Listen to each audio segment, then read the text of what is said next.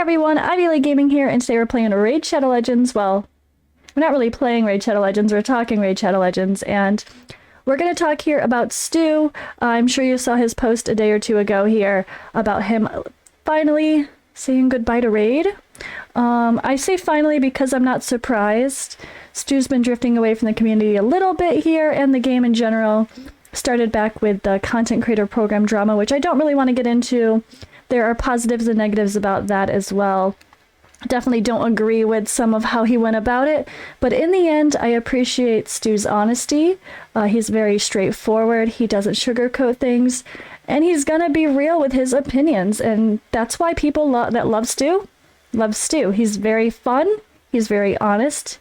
He's very engaging, and he's very entertaining content creator to watch, and he's very freaking smart. Let's be honest. I think COVID really got me paying attention to Stu early on. You know, guys, back in the Tiger King days, before things got even more negative and crazy with COVID and there was a lot going on, at least in the US, there sure was. Lots of sad things happening in the world as well. And early on, but when COVID was happening and we were barely believing it and we were just watching Tiger King, Stu was dropping awesome, well, not dropping streams, he was doing streams and dropping great videos on YouTube regarding Doom Tower. All of the early Doom Tower days, he was being creative, using champions that everyone had access to. Like, he was one of the first people I saw really use Visix a lot and show her worth. And like, a lot of people like to crap on Visix, but he was doing Doom Tower with Visix and Sylar and some champions that we love but maybe wouldn't think of using there. And I really, really loved his content there. I feel like I would hang out in his streams for hours. Almost every single day it was part of my nightly routine of, okay, Clan Boss just reset, or not Clan Boss, Daily's just reset. Now time to watch Stu and do some Doom Tower. And that was just part of the routine, watching him and seeing the creative stuff. He was always so helpful in chat. People would say which rooms they're stuck on, and he would go in and cover that specific room. So those are probably my biggest memories of Stu, because that's where I got the most involved with him personally. I mean, I know I became a pretty familiar name to him, it was before I was streaming. That was before I even decided I was going to stream. That was, yeah, COVID Christmas was when I started streaming. But the spring and summer before that was when I really started watching a lot of his content. And so for that, I missed him, but I miss everyone, to be honest. As a content creator now, I don't really have a chance to watch as many videos or hang out in many streams as I'd like to, because I need to be working on my own thing, and I'm playing multiple accounts or multiple games. It's hard to keep up with all of it. So anyway, but yeah, Stu starting Diablo 2 or Diablo 2, Diablo Immortal content. Like, that's not surprising either. The game's gonna be huge, right, guys? I mean, I don't know about you guys, but personally, I grew up obsessing over Diablo 2. That's when I was like 15, 16, 17 years old, probably. That was all I did, was play Diablo 2. I mean, woke up, magic fine runs all day, right? MFing all day, guys. Pretty much is all I did. And then I restarted playing the game again, probably when I was like 20, 21 maybe at the most. I started playing Diablo 2 again and then kind of fell away from it, but I gave Diablo 3 a chance, didn't love it, but Diablo Immortal is coming out. My problem here is, in which I think Hell Hades did a really good job. Honestly, if you haven't watched it, Hell Hades did a reaction video on Stu leaving, and I feel like everything Hell Hades said, I was like exactly how I felt about the situation and about Stu, and about the gaming. It's risky, right? Just jumping into a brand new game and trying to be a content creator.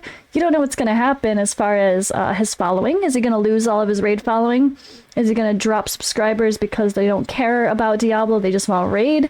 Is he going to gain new ones because he's a new face and they like his content? I mean, it's probably going to be a little bit of both, right? But I think it's really risky. It's really risky. And it's something that I've wanted to do in the past, which I have done in the past, to be fair.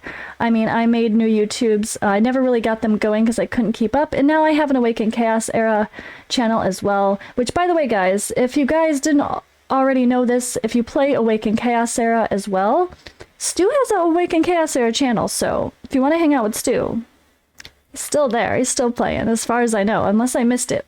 pretty sure he's still active there in Awaken Chaos era. So it was really nice when I first joined the content creator program to see a friendly face there as well. But starting new YouTubes is hard, so he's smart transitioning his YouTube. Starting from scratch, that's a lot of work. It's a lot of work. He's already got a big following, so hopefully it helps. But how is he going to be in a sea of content creators that are already putting out Diablo content? I mean, Diablo has not stopped. From Diablo 2, Diablo 3, Diablo Resurrected, and then of course we have Diablo Immortal and Diablo 4 coming. So there's been non-stop Diablo in our lives, and there's been content creators making content on that. So there is going to be a lot of other big fish that, number one, have already been part of the game. Number two, giant streamers that were, like me, nostalgic to Diablo 2 are going to jump on that bandwagon, and they're going to start streaming and doing content on Diablo 2. So that's going to be hard. I mean, Stu has a good following, so don't get me wrong. But I hope he can be successful with it and enjoy it, right? Like, when it comes to work, I should say, when it comes to work, most people want to enjoy what they're doing. Sure, you can't always, not everyone could be so lucky to get to play games for a living like we do, right? But it's a lot more than that. But hopefully he can have success with this and be able to enjoy it again. I feel like once you get to a point with like a raid or a lot of content creators have where it just stresses you out, it's probably time to walk away if you can. If you have that luxury and it's just stress and you're not enjoying it anymore, step away. And I'm not saying necessarily quit. Maybe you take a break. Maybe Stu goes to Diablo 2 or Diablo, I want to call it Diablo 2. Maybe Stu goes to Diablo Immortal for a little while and then doesn't feel the community vibes he felt in Raid and misses it and comes back. Who knows? But I mean, the hard part is we can't be too surprised because unfortunately with him being removed from the content creator program, I mean, if I was him, I would have probably stopped playing the game personally too, because it's not fun, you know, like that was a big part of the incentive with playing the game and creating content on it. And if that's gone, and if there's negative vibes between you and the company, like, I don't know. I'm surprised he played for as long as he did, honestly. I think that's like why Darth is gone and come back and gone and come back, because Darth really doesn't love Raid. Why would he? I mean, he doesn't have good vibes with Plarium. He's not enjoying the game either. And he gets frustrated with the content like we all do, but at the end of the day, he comes back because that's where the content is good for him. He does well. The community is good. And at the end of the day, it's like, it's hard to just go somewhere else and try to get to the top. He got lucky. Like Darth got lucky with Marvel Future Revolution, but then all that kind of fell apart. Unfortunately, the game just didn't go as well as we expected from its amazing start, but who knows? I mean, I feel like Diablo Immortal is going to be a game that's going to be around to stay, right?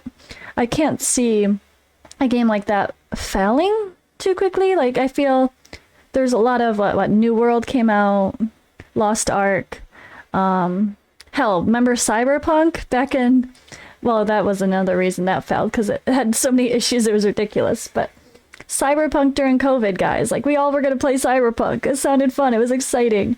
There's always some new hot thing coming out that makes people excited. So, but I feel like Diablo might be one of those things that really sticks for once. So I feel like we might have a bit of a drop off in the Raid community, I guess, maybe. The Raid player base. I hope Plarium realizes that, and if it happens, I hope they notice. I mean, I know they're always pushing to get new players in, but they don't do well with player retention. And a game like Diablo Immortal coming out, there's going to be a whole lot more Stews. He's not the only one, right? How many people are going to be like, you know what? I'm sick of Raid. They don't listen to us. They don't change the content we complain about. They put out new stuff that is not at all what we were expecting. They broke Arena how many times? I'm done. How many people are going to say that? Probably a lot, because this is going to be like, this game coming out is going to be like a straw that broke the camel's back in the sense of people leaving the game. And Stu's just one example of that. He's like, you know what? kind of over it by now. I'm bored. It's going to be the same repetitive things. They haven't changed anything. They don't listen to the content creators, and they don't listen to the community complaining about certain things. To be fair, I think they try, but I don't know that they execute things well. They definitely don't listen to us about Hydra. They're trying to listen to us about Arena, but their fixes are not enough. It's not enough. You can't go from only losing 5 battles to only losing 10 or 12 battles a day. It's really not making any difference. Who cares? It's not doing anything. They need to fix Arena. They're going to keep losing more people like Stu. We have so many people stopping pushing Platinum because it's just not worth pushing Arena anymore. It's not worth the gems it takes to get to Platinum. It's just not worth it. Like, the Platinum points, like 6,000 friggin' points. Who wants to waste that many gems? I mean, someone like me probably should. I haven't maxed out my Great Hall yet, and I'm on that mission for Roman too. So maybe I should be pushing really hard to get more arena medals, but I don't want to waste that many gems along the way. I want to do it more realistically. So anyway, tangent, let's go back to Stu here. I want to say, number one, I've always appreciated Stu. He's always been fun. He's always been engaging. He always tries to say hello to his regulars, at least. When you come in, he's like, oh, hey, how are you? Like, he remembers people. He's friendly. Before I was a content creator, Stu is one of my OGs here too. Like, Hell Hades and Stu are probably, Hades, Stu, and Chosen are probably the people I watched first. And it is kind of sad when you see one of those OGs and go, because he was one of the people that really got me enjoying the Twitch community. Just another reason that I became a streamer. He's definitely one of those reasons. I had a lot of fun. So, Stu, we're sad to see you go, but I'm not surprised, and I think that's the best decision for you. I think if it's, yeah, like you said, you're not enjoying it anymore. It's become repetitive, it's become boring, it's meh. And you're frustrated, move on. It's not, if you can, go for it. And yeah, we all hope that you succeed. I hope everyone would agree with me in saying that we support Stu's new ventures, regardless of anything in the past with Plarium and Bad Blood or not. I think you want to support someone who he gets to do this for a living, guys. Go support him. Have some fun. If you guys are going to play Diablo Immortal, make sure you're still staying subscribed to Stu's channel. And of course, subscribe if you're not already there. I don't know about me personally. Am I going to be joining Stu in the Diablo Immortal community? I don't know. I want to because of my younger childhood obsession or teenage years obsessions, but I don't think I can do it. I think I'd worry about it being even more time consuming. I am enjoying Awaken Chaos Era. And I mean, I do worry that a game like Diablo Immortal being mobile might crush a smaller game like Ace, and a lot of the community will go away from there too. Hopefully not, but I don't know, guys. I'm on the fence. I'm leaning toward not playing Diablo Immortal at all, but there's a part of me that might test the waters and try it out on stream and have a little bit of fun and see what people are up to, but I feel like it's hard to dive deep into games and just really, really invest your time and effort to understanding it completely. And I'm having trouble trying to take the time to dive deep into Awaken Chaos Era enough as it is on top of Raid.